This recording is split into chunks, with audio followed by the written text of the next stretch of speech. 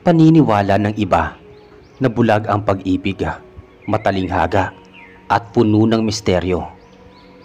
Hindi madaling ipaliwanag, lalo na kung tinamaan ng isang tao. Kayang hamakin ang lahat, makamtan lang ang inaasam na kaligayahan. Magandang araw sa iyo, Mr. Narrator, at sa mga nakikinig. Ako po si Hernando. Ang kwentong ibabahagi ko po sa inyo ay sarili ko pong karanasan tungkol sa niligawan kong magandang babae sa probinsya. Ilang dekada na po ang nakakalipas nang mangyari ang aking nakakapangilabot na karanasan. May kabataan pa ako noong mga panahong iyon, mapusok at padalos-dalos sa mga desisyon, kaya madalas na napapahamak. Ang totoo ay lumaki ako sa syudad at namuhay sa pangangalaga ng aking lola. Hindi ko na lang po babanggitin ang eksaktong pangalan ng syudad na napanggalingan ko. Kakatapos ko pa lang noon sa elementarya nang maghiwalay ang aking mga magulang at iniwan ako ng nanay ko sa poder ng lola ko sa syudad sapagkat nagtrabaho siya sa ibang bansa upang itaguyod ang aking pag-aaral. Hindi ko malaman kung anong pinag-ugatan ng pag-aaway ng aking mga magulang, pero nakita ko kung paano ako inilayo ng aking ina sa aking ama. Tila malalim ang kanilang dahilan at sa tuwing natatanong ko ang aking ina sa telepono ay umiiwas siya at binabago ang usapan.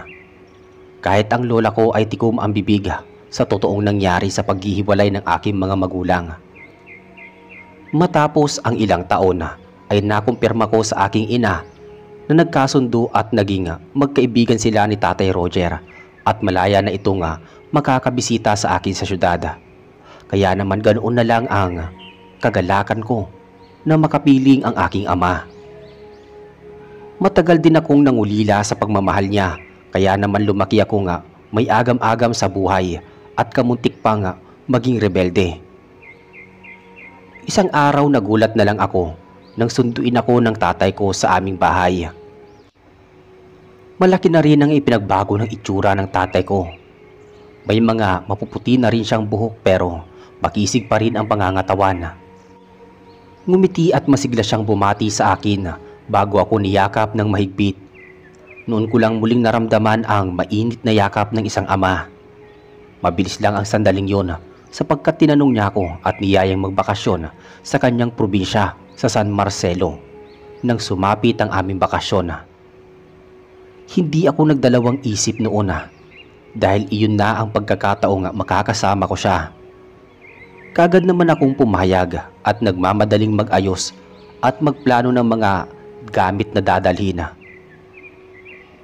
Malakas ang loob ko na sumama sa aking ama, lalo pat may basbas o permiso naman ako sa aking ina at lola. Naglaan si Tatay Roger ng buong magdamag sa aming bahay. Walang humpay na kwentuhan at kulitan na. Kinamusta siya ni lola at napag-alaman ko na meron na palang ibang pamilya ang aking ama. May mga binata at dalaga na rin siyang mga anak.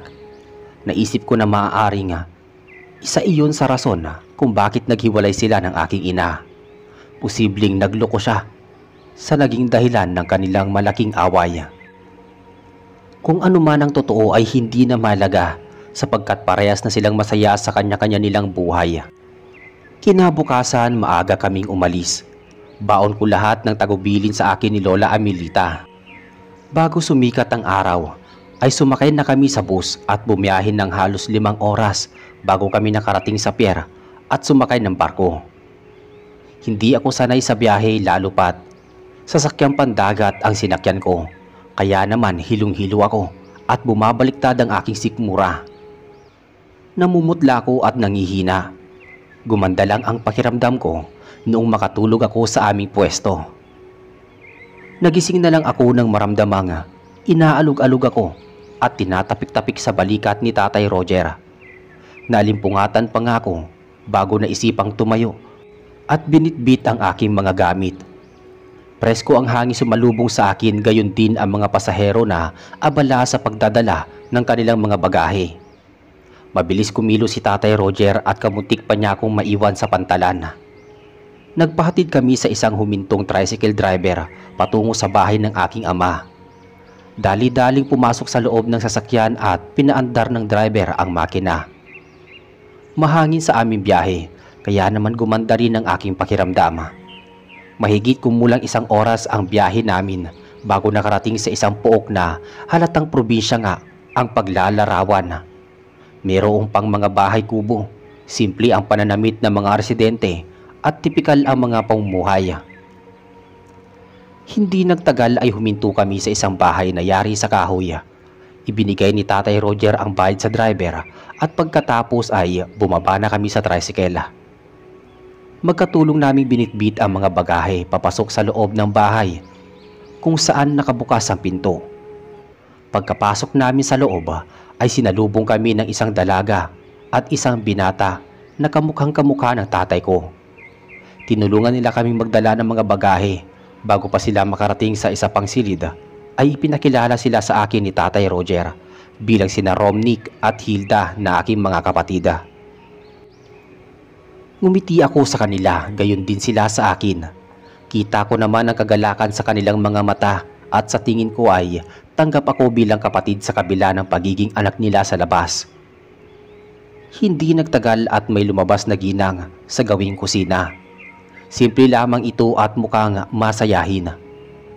Pagkakita niya sa amin ay magiliw niya akong niyakap at binati. Ipinakilala siya sa akin ni Tatay Roger bilang si Tia Telma at ito ang kanyang asawa. Akala ko noong una ay magagalit ako sa kanya at magtatanim ng sama ng loob, pero mas naramdaman ko na ang pagiging ina niya. Mainit ang ginawa niyang pagtanggap sa akin na parang tunay na anak. Kaya naman sinuklian ko iyon ng magalang na pagbati. Inalok niya kami magtanghalian ni Tatay Roger sapagkat nalaman niyang posibleng gutom na gutom kami sa mahabang biyahe.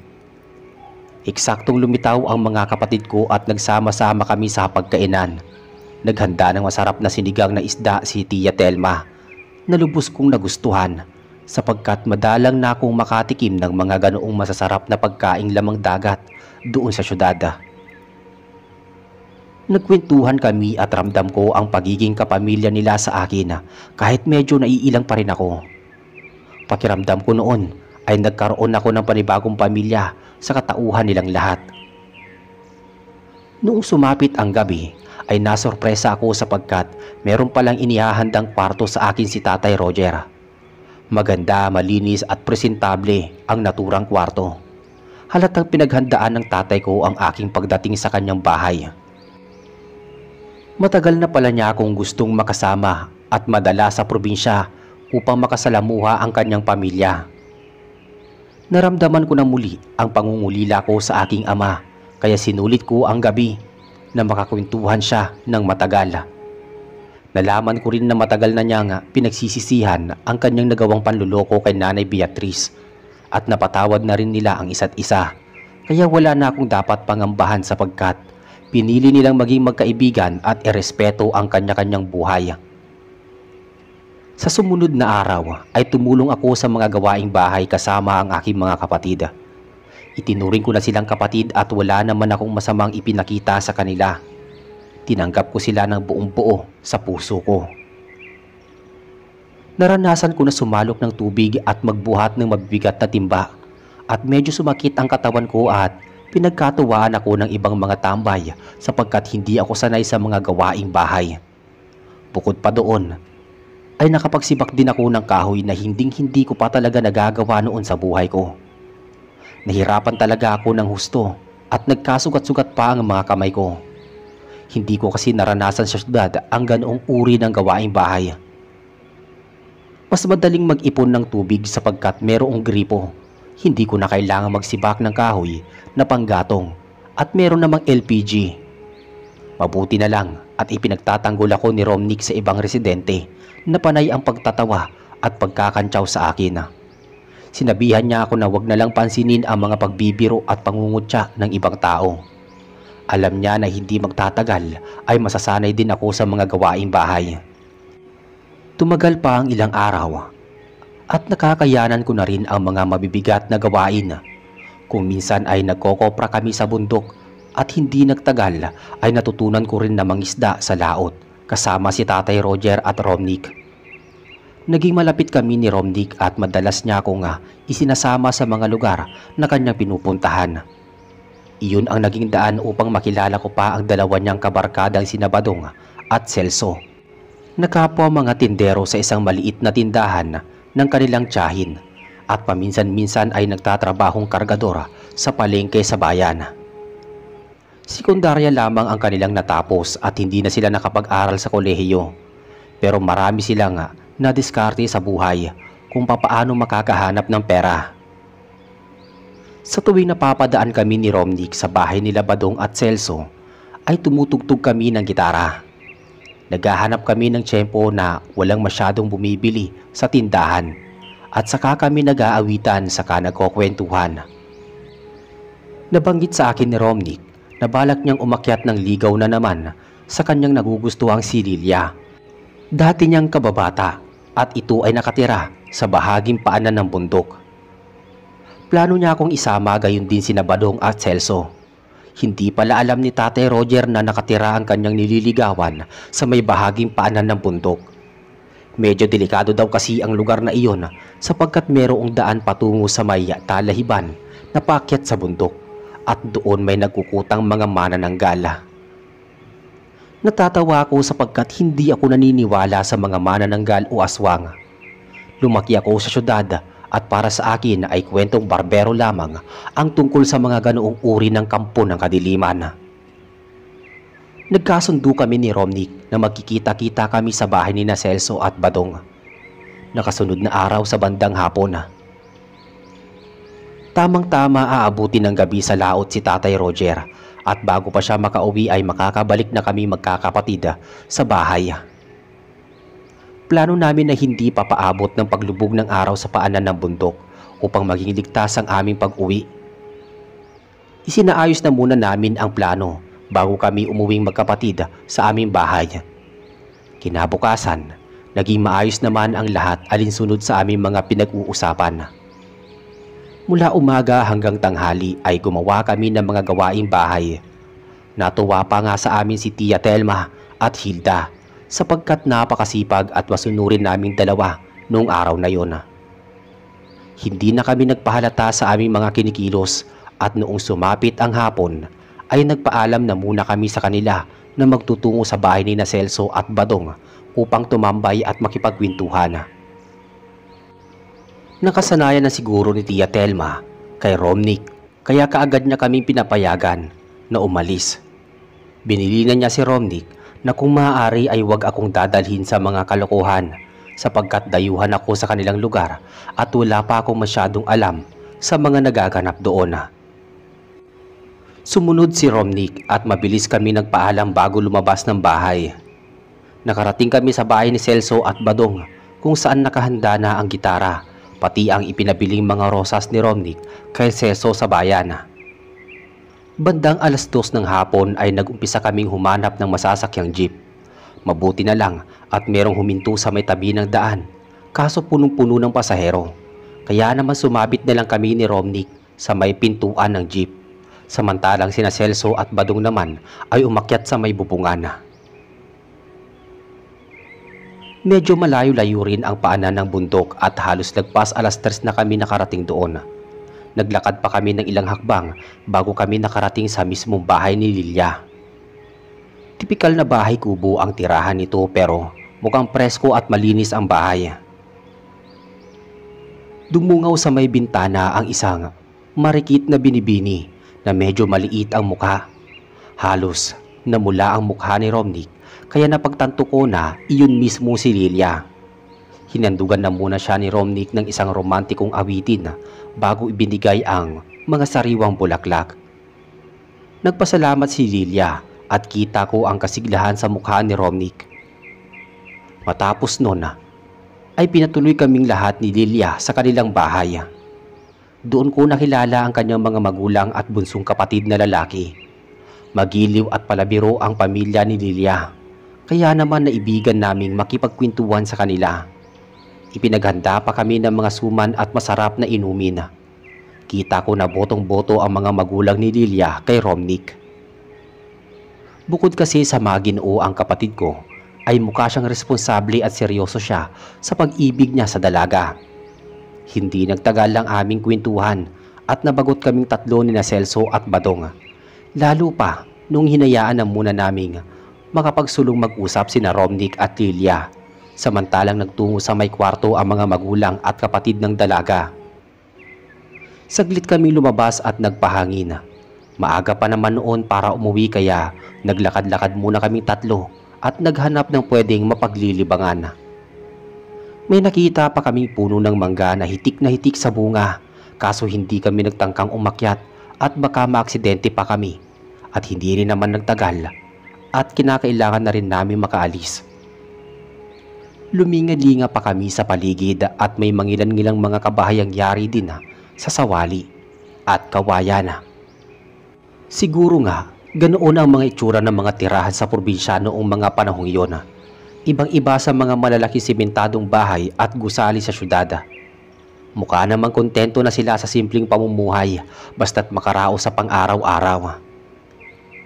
Hindi ko inaasahan na habang pasipol-sipol ako at pakanta-kanta ang dalawa kong kasama, ay may namataan akong isang maganda at mistisang babae na may kahabaan ang paalon-alon nitong maitim na buhok.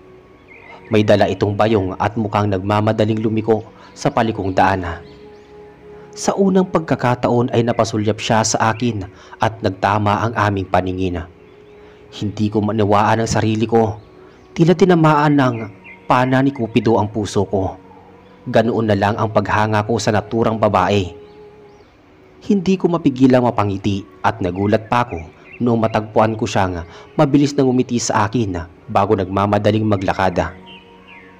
Ewan ko ba, Mr. Narrator, pero pakiramdam ko ng mga sandaling yon ay ayaw ko siyang mawala sa aking paningin. Kaya naman walang ano-ano ay patakbo ko siyang hinabol at hindi ko na pinansin ang pagsigaw at pagtawag sa akin ni na Celso at Badong. Parang nawawala ako sa tamang katinuan ng pag-iisip dulot ng kakaibang kariktan ng misteryosang dalaga. Nasundan ko siya sa masukal na daan at saglit ako napahinto nang mapansing paakyat siya sa bundok. Tinawag ko siya pero medyo malayo ang direksyon niya sa akin para marinig niya ang pagtawag ko sa kanya. Maya-maya ay tumigil ako sa paghabol sa kanya. Nakaramdam ako ng matinding pagod kung kaya't nagpahinga ako at sumandal sa katawan ng isang punong kahoy. Lumipas ang ilang sandali at lumapit sa akin sina Celso at Badong na pakamot-kamot sa ulo. Tinanong nila ako kung anong pumasok sa utak ko at sinundan ko ang isang babae. Hindi ko namang kilala. Tumugon ako sa kanila at sinabing mukhang tinamaan ako ng husto at gusto ko sanang makilala, pero sa palagay ko ay malayo ang kanyang bahay at napakabilis pa niyang maglakad. Binalaan ako ni na Celso at Badong na tumigil sa paghabol sa naturang babae at baka isa itong engkanto o maligno.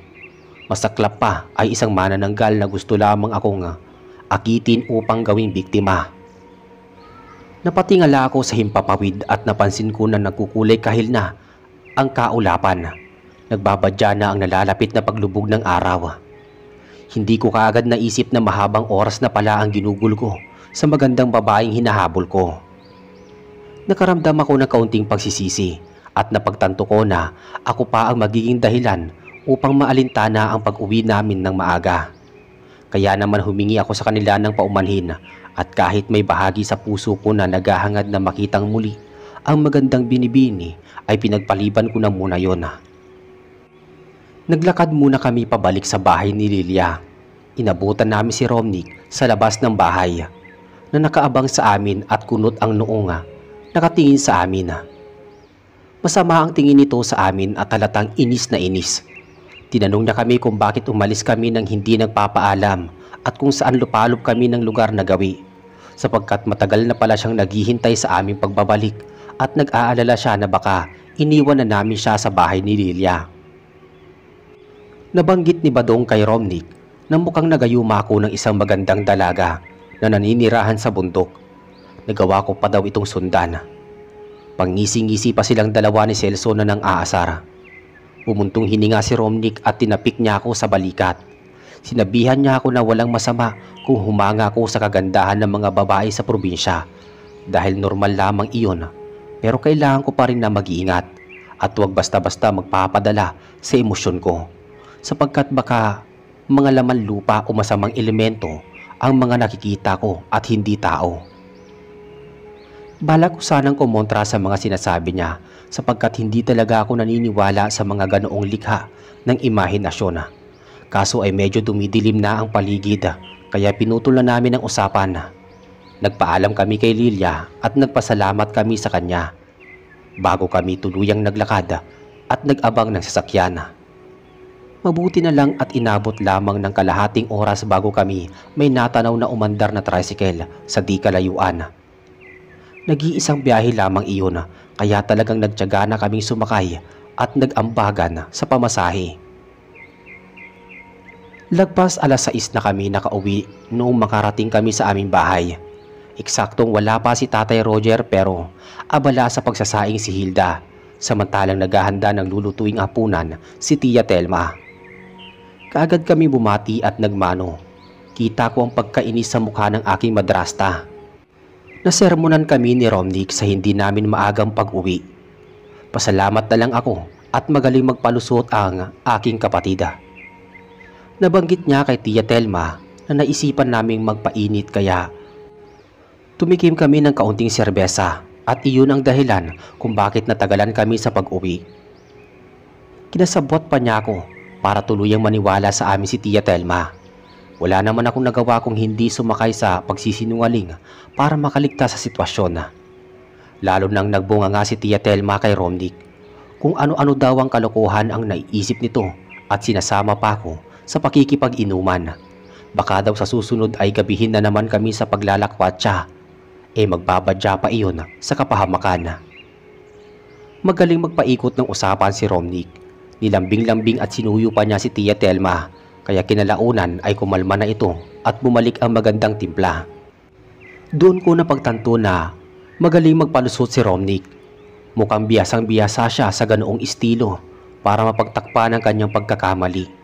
Bagay na hindi ko madalas gawin pero paminsan-minsan ay ginagawa din naming magkakabarkada doon sa syudad para makaligtas sa mahirap na sitwasyon. Gabi-gabi na rin noong makauwi si Tatay Roger at hindi na namin siya nakakasabay sa pagkain ng hapunan. Kinabukasan, maaga kaming nag-almusal at doon nagsimula si Tatay Roger sa usapan na ukol sa manananggal na gumagala sa gawing bundok. Ayon sa kwento ng kanyang mga kapwa mangingisda, meron palang napatay na buntis sa may gawing tuktok ng bundok. Natagpuan na lang daw na butas ang tiyan nito at wala na ang sanggol sa sinapupunan.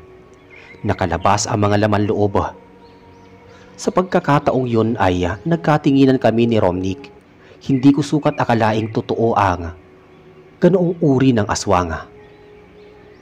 Mas lalo pa kaming nagpakita ng kaba at pag-aalinlangan nang payuhan kami ni Tatay Roger na kung maaari ay huwag kami magagawi sa may bahaging bundok, sapagkat mapanganib at posibleng nag-aabang lamang ang manananggal para makahanap ng bago nitong mapapatay. Sa pagkakataong iyon ay napagpasyahan naming hindi na muna kami lalabas ng bahay ni Romnick sa buong maghapon. Sa kinabukasan iginugol na lang muna namin ng oras namin sa mga gawaing bahay. Naisip din namin na maaaring bumalik ang tiwala sa amin ni Tia Telma kapag nagpakabait kami kahit isang araw lamang. At ganoon nga ang nangyari sa sumunod na araw. Natuwa sa amin si Tia Telma kaya pinayagan kami nitong pumunta sa bahay ni Celso at Badong. Nakarating kami sa bahay ng mga kaibigan namin at pagkatapos noon ay dumiretso na kami sa may paanan ng bundok upang bisitahin si Lilia at makaakyat ng ligaw si Romnick. Sa hindi inaasahang pagkakataon ay nagkita kami muli ng magandang babae na kasalubong ko sa may daan, kung saan napagmasdan din siyang mabuti ng aking mga kaibigan. Napakaganda niyang babae, mukha siyang Diyosa, at di ko maikakailang magtaglay siyang kayumian sa kanyang katawan. Nagpakilala kaming lahat sa kanya, nagkamay kami at naramdaman ko kung gaano kalambot ang kanyang mga kamay. Nagpakilala siya bilang si Milagros at nakatira siya sa bahaging bundok. Nagbaka sakali ako na baka pwede akong makipagkaibigan sa kanya at mahatid siya sa kanyang bahay. Tumanggi si Milagros at nakita ko na nahihiya siya sa akin. Nagpumilit pa rin ako kahit medyo nararamdaman ko na nakukulitan na siya sa akin. Binulungan ako ng mga kasama ko at kinalabit ako pero hindi ako nakinig sa kanila. Kinalaunan ay pumayag din si Milagros at matapos na makaakyat ng ligaw ni Romnick kay Lilia ay magkakasama kaming umakyat sa bundok para ihatid si Milagros. Medyo matarik ang bundok pero magandang tanawin. Kita ang lahat ng mga nasa paligid sa kaibabaan. May nakita kaming nag-iisang kubo doon at walang mga kapitbahay sa paligid. Sinabi ni Milagros na iyon ang kanyang bahay. Balak pa sana niya kaming patulugin kaso nagsalita si Romnick at nabanggit niya na hindi kami pwedeng magpagabi sapagkat mapapagalitan kami ng aming mga magulang. Napatawa ng mahina si Milagros at sinabi niyang masyado kaming matatakutin sa aming mga magulang. Mga binata na kami at nasa tamang edad para umastang bata na sunod-sunuran sa tagubili ng mga magulang. Mukhang nainsulto kaming dalawa ni Romnick. Sumabat ako sa usapan at nagsabing sadyang masunurin kami sa aming mga magulang at ayaw naming magtagal sa bundok sapagkat alam naming may gumagalang manananggal sa paligid. Sa pagkakataong yun ay napakunot ang noo ni Milagros. Wala naman daw siyang nakikitang manananggal sa lugar na iyon kaya walang dapat pangambahan. Hindi na nakipagtalo pa sa kanya si Romnick. Magalang na siyang nagpaalam kay Milagros at sumunod naman kami ni Celso at Badong. Nagpahabol pa ako ng tanong sa kanya na kung pwede ko ba siyang bisitahin sa mga susunod na araw. Nagpakawala ng makahulugang ngiti si Milagros at sinabing pumapayag siyang bumisita ako sa kanya anumang oras. Wala naman daw magagalit sapagkat wala siyang nobyo. Lumakas ang tibok ng puso ko at nangislap ang aking mga mata. May kaunting kasiyahan sa kalooban ko sapagkat mukhang meron akong pag-asang mapasagot si Milagros kung sakaling ligawan ko siya. Hindi nagtagal ay umalis na kami at bumaba sa paanan ng bundok. Pinayuhan naman ako ni Romnick na mag-iingat sa pakikipagkaibigan kay Milagros para mabigat daw ang pakiramdam niya sa dalaga. Hindi niya mapaliwanag ang kanyang sarili pero iba ang naiisip niya rito. Napangisi na lang ako at sinabing mabait si Milagros. Wala naman akong nakikitang masama sa kanyang ugali kaya ipagpapatuloy ko ang pakikipagkaibigan sa kanya. Sa kasunod naming pagbisita kay Lilia ay saglit akong nagpaalam kay Romnick, Celso at Badong upang magtungo sa gawing bundok. Pinigilan ako ni Romnick pero sinabihan ko siya na magtiwala sa akin. Wala namang masamang mangyayari dahil bibisitahin ko lang si Milagros. Nag-alinlangan siya pero wala na ring nagawa para pigilan ako sapagkat mabilis akong lumakad palabas ng bahay. Dumiretso ako sa gawing bundok at tuwang-tuwa ko na naabutan ko si Milagros na nagwawali sa bakuran ng kanyang bahay kubo. Ngumiti siya sa akin at kaagad ko nga ibinigay ang bungkus ng bulaklak. Nagpasalamat siya at inibitahan akong pumasok sa loob ng kanyang bahay. Pagkapasok ko ay bigla akong napatakip sa aking ilong. Napakalansa ng buong bahay.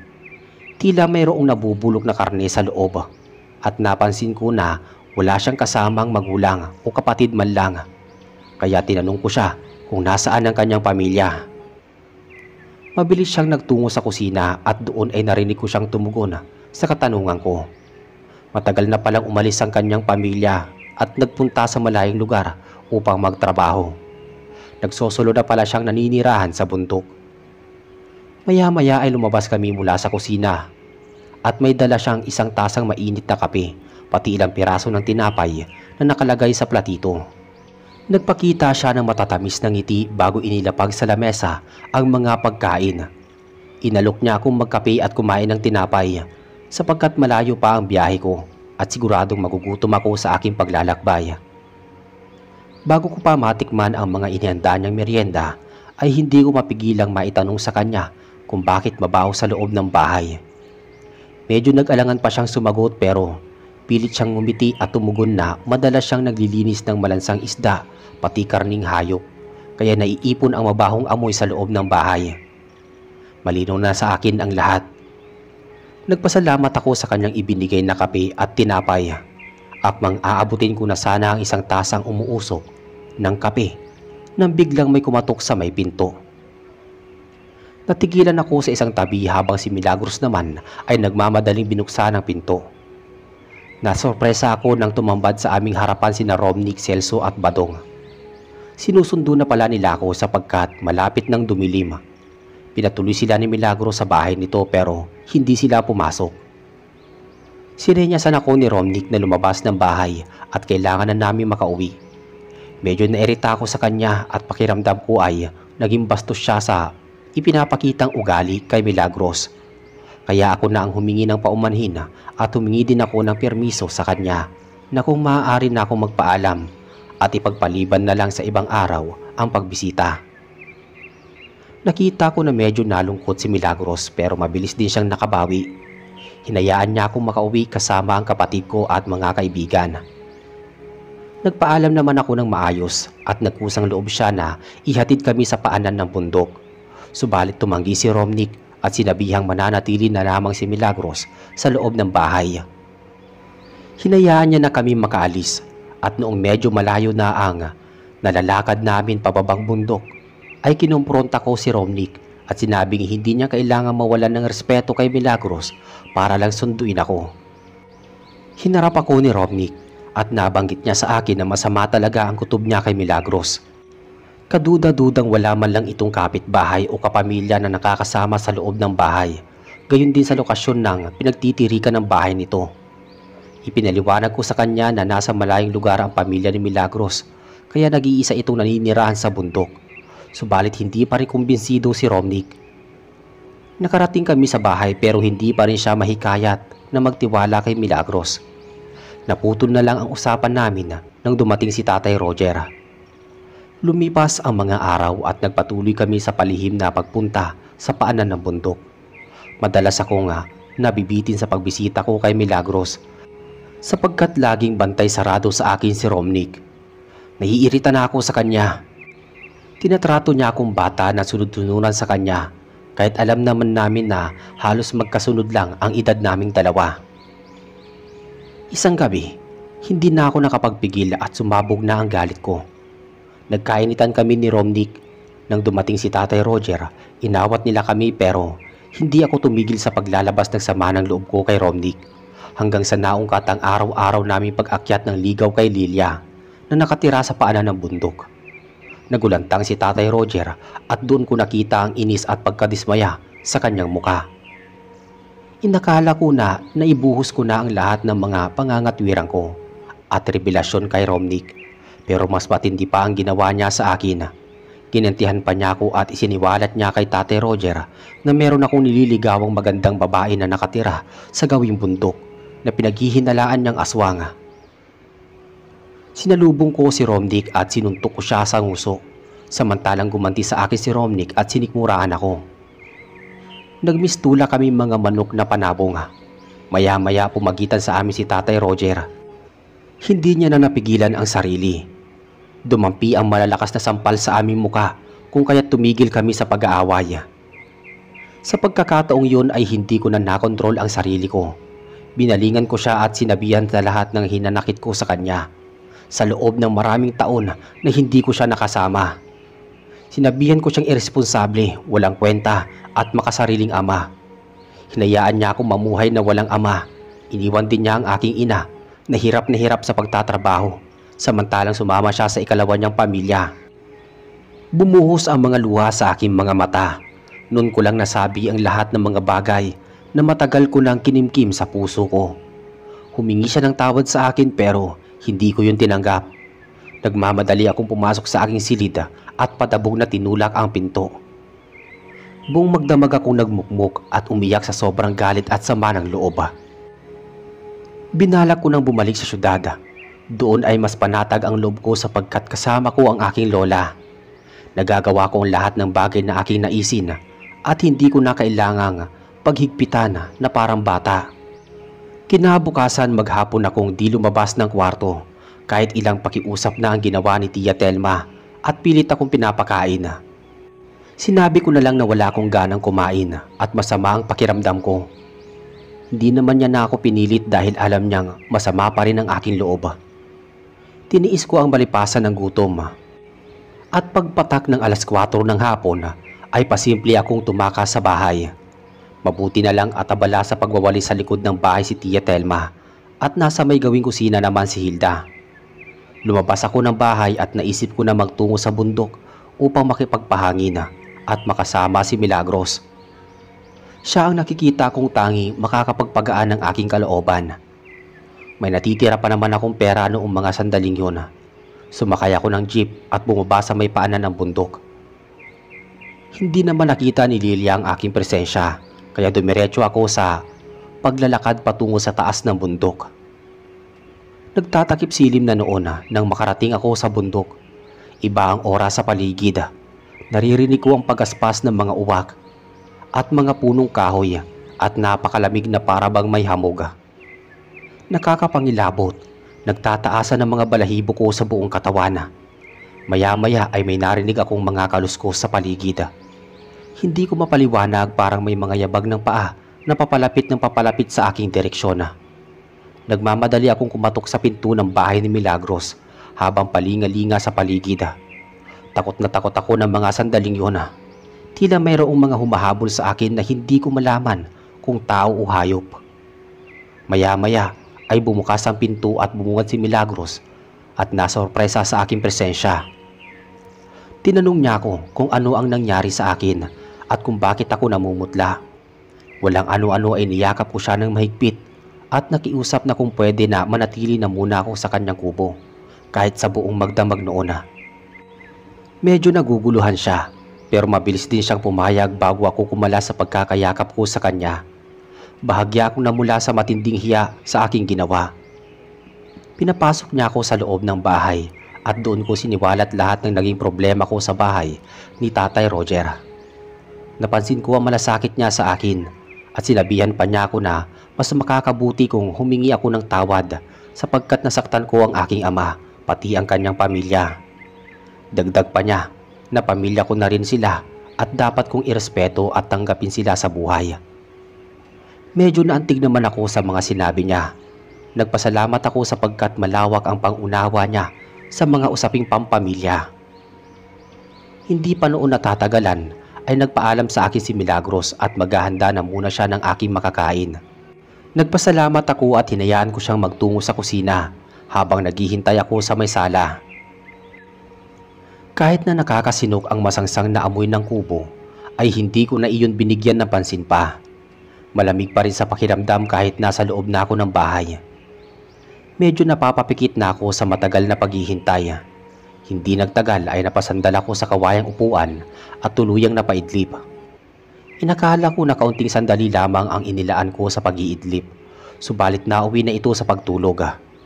Hindi ko inaasahang dadalawin ako ng masamang panaginip.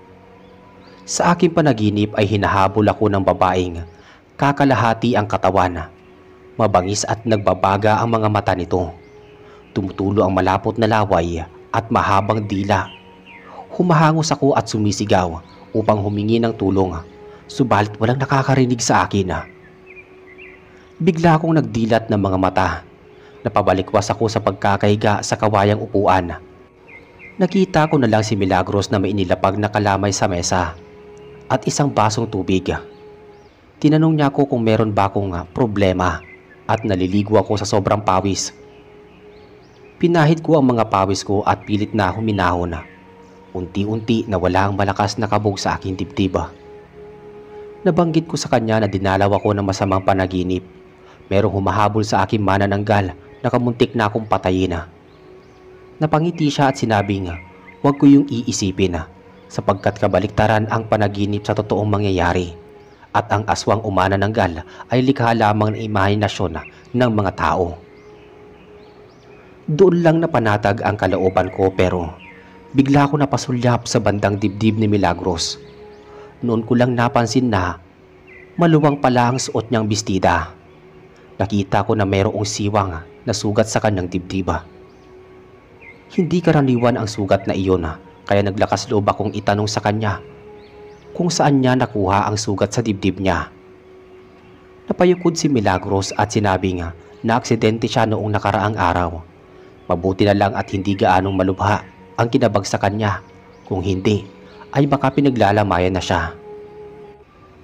Lubos akong nag-alala at sinabi ko sa kanya na mas makakabuti kung bababa siya sa bayan upang magpagamot sa mabilisang paggaling ng kanyang sugat. Nagrepresenta ako na sasama sa kanya, subalit umiling-iling siya sa akin at sinabing wag ko na siyang alalahanin. Maya-maya ay saglit siyang nagpaalam sa akin at magpapalit lamang siya ng damit. Ngunit ngumiti ako sa kanya at tinayaan siyang magtungo sa kanyang silid tulugan.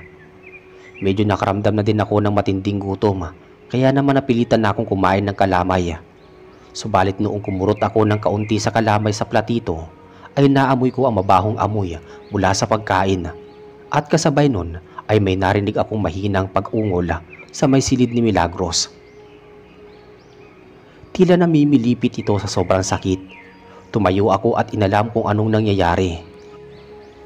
Pero nagulat ako nang dumagundong ang malalakas na pagkahol ng mga aso sa paligid. Posibleng mga ligaw na aso iyon sa kabundukan. Makapanindig balahibo ang kanilang pagkahol. Iyong ingay na merong nilalang ng dilim ang gustong kumawala at maghasik ng lagim na madalas kong napapanood sa telebisyon noong nasa elementarya pa lang ako. Tumayo ako at sinubukang buksan ang pinto. Sumilip ako sa maliit na awang ng pinto at kitang-kita ko si Milagros na nakatalikod. Hubad ang kanyang katawan at merong siyang lana na ipinapahid sa kanyang tiyan. Unti-unti siyang tumagilid at nakita ko na nagiging mabalahibo ang kanyang buong katawan. Namumula ang mga mata, mahaba at matutulis ang mga pangil niya sa kanyang nakabukang bibig. Nakakapangilabot at nanlalaki ang aking mga mata, lalo na nang humarap siya sa akin.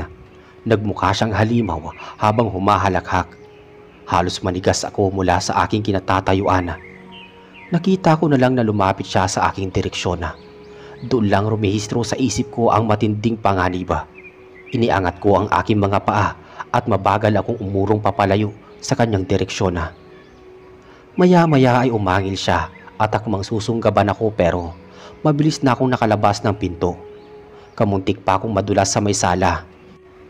Maya-maya, biglang may kumatok ng pagkalakas-lakas sa pinto. Kinabahan ako sapagkat gabing-gabi na noon at kung sino man ang nasa kabila ng pinto ay posibleng grupo din ito ng mga aswang. Lumingon ako at papalabas na si Milagros sa silid tulugan. Nanlilisik pa ang kanyang mga mata habang nakatitig sa akin. Wala na akong ibang pagpipilian kung hindi buksan ang pinto sapagkat wala akong ibang malalabasan sa bahay.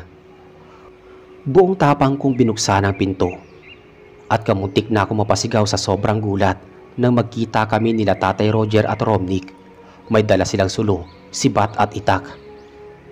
Inutusan nila akong lumabas ng bahay at kaagad naman akong sumunod sa kanila. Tumakbo kami papalabas at nakita namin sumusugod si Milagros, kaya humanda kami sa kanyang pag-atake.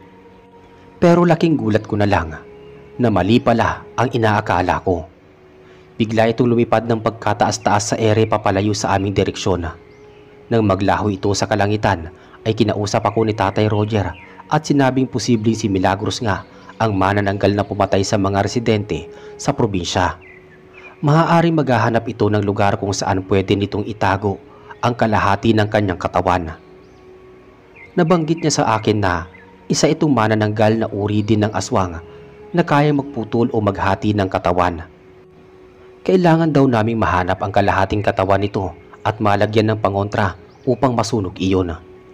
Sumagi naman sa isip ko ang nagawa kong kasalanan, kaya naglakas loob akong humingi ng tawad sa mga masasakit na salitang binitawan ko sa kanilang dalawa. Tumingin sila sa akin at ngumiti. Hindi iyon ang tamang oras para sa aming personal na problema. Sinabihan kami ni Tatay Roger na maghiwa-hiwalay upang mahanap namin ang nakahiwalay na katawan ng manananggal. May ibinigay ng mga kalamansi, asin at bawang si Tatay Roger sa aming dalawa ni Romnick bago siya nagpaalam at hinanap ang katawan ng manananggal. Magkasama kami ni Romnick. Tiniis namin iyon kahit napakahirap. Malayong kakahuyan na rin ang aming tinahak. At talagang habol hiningang naglalakad kami hanggang sa may namataan kaming figura ng kalahating katawan. Medyo nandiri ako nang makita ang sariwang kalahating katawan ng manananggala. Dali-dali namin binudburan ng asin, pinatakan ng kalamansi at nilagyan ng bawang hanggang sa umusok at masunog ang kalahating katawan.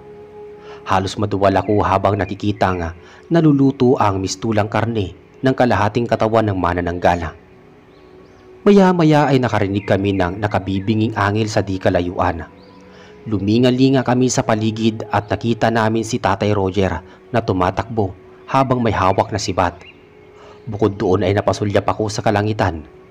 Nakita ko na papalapag ang manananggal sa aming direksyon.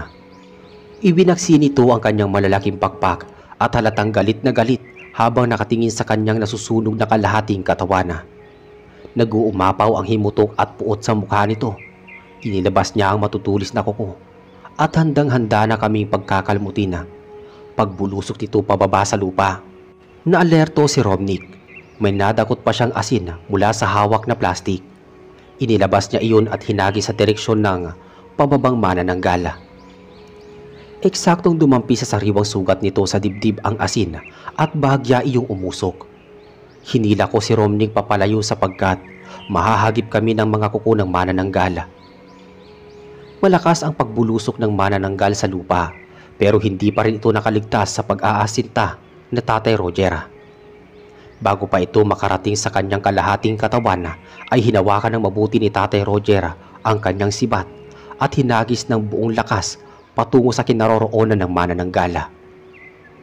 Sumapul at tumarak sa dibdib nito ang mahabang sibat. Tuluyang gumulong-gulong ang manananggal at hindi na sumapit ang ilang minuto ay nalugutan na ito ng hininga. Humanga ako kay Tatay Roger. Asintado pala siya pagdating sa pakikipaglaban sa manananggala. Pinagmasdan kong mabuti ang imahe ni Milagros. Napagtanto ko na talagang nabulag ako sa matinding kagandahan niya. Nalinlang ako at lubos na nasaktan sa pag-aakala ko nga tunay na pag-ibig ang aking nararamdaman sa kanya. Mabuti na lang at hindi ko pa siya naging nobya, kung hindi ay baka pinatay na rin niya ako. Inakbayan ako ni Tatay Roger at biglang sumagi sa isip ko ang mga maraming katanungan. Tinanong ko silang dalawa ni Romnick kung paano nila nalaman na nasa bahay ako ni Milagros. Nabanggit ni Tatay Roger sa akin na nalaman niyang naglayas ako at sinabi sa kanya ni Romnick na posibleng kay Milagros ako pwedeng pumunta sapagkat baliw na baliw ako rito. Pasimple na lang akong napatawa sa isang tabi. Maya-maya ay nakita ko si Tatay Roger na titig sa aking mga mata. Doon ko nasilayan na kung papaano siya magpakumbaba at humingi ng tawad sa lahat ng atraso at pagkukulang niya sa aming mag-ina. Naging makasarili nga siya dahil nasakal siya at nahirapan sa pakikisama sa aking ina. Kaya humanap siya ng atensyon sa ibang babae. Pero ginawa niya ang lahat upang magampanan ang pagiging ama niya sa akin. Nakipagkasundo at nakipagkaibigan siyang muli sa aking ina. At nagkaliwanagan naman sila sa lahat ng masasakit na nangyari sa nakaraan. Iba pala ang pakiramdam kapag ang ama ang humingi ng tawad sa anak. Na ilalabas nito ang aming matinding emosyon. Naging makadamdamin ang tagpong iyon. Kahit si Romnick ay humingi din ng tawad sa akin sa pagiging istrikto at mahigpit niya. Gusto niya ako maprotektahan bilang kapatid dahil matagal na rin niyang inaasam na magkaroon ng lalaking kapatid. Dahil sa maraming kababalaghan at kampong kadilimang sa kanilang lugar, ay mahirap magtiwala sa ibang mga dayuhan. Matapos ang mahabang paliwanagan na iyon at pagkakasundo, ay napagpasyahan na naming umuwi sa aming bahay. Tumagal pa ako ng ilang linggo sa aking makulay na bakasyon sa probinsya. Mas lalo ko pang minahal ang pamilya ng aking ama, partikular na ang aking mga naging kapatid at kaibigan. Doon ko mas nakilala ang aking sarili at marami pa akong mga natututunan sa buhay. Bumalik ako sa syudad na may maayos na relasyon sa aking ama. Lumipas ang maraming panahon. Nakatapos ako sa pag-aaral at bumisita ang aking ina. Nagkaroon ng pag-asang makabisita kami sa probinsya ng pamilya ng tatay ko at kita ko naman na naging maayos ang relasyon ng aking magulang sa isa't isa gayon din sa aking mga kapatid. Naging mapagbigay sila at malawak ang pangunawa sa aming pamilya. Mas pinili ng mga magulang ko na maging magkaibigan para sa ikabubuti ng buhay ko. Hindi man lang sila nagsasama sa iisang bubong, ay ipinapakita nila sa akin ang suporta at pagmamahala. Noong mga panahong yon, nakatapos na ako sa kolehiyo at hindi ko minadali ang paghahangad ng pag-ibig ng aking pangarap bago ako pumasok sa seryosong relasyon. Natuto na ako sa nangyari sa akin sa kamay ng manananggal, kaya naging wais na din ako sa taong pag-aalayan ko ng pagmamahala. Hindi ako basta-basta nagbabase sa kagandahan ng isang babae at mapanlinlang na pag-uugali, kung hindi isa sa tunay na kabusilakan ng puso nito at taglay na diskarte sa buhay upang magtagumpay. Sa kasalukuyan ay meron na akong sariling pamilya at permanenteng trabaho sa syudad. Paminsan-minsan ay bumibisita ako sa probinsya upang makita ang aking mga kapatid. At dito na po natatapos ang aking kwento. Maraming salamat po sa inyong pakikinig.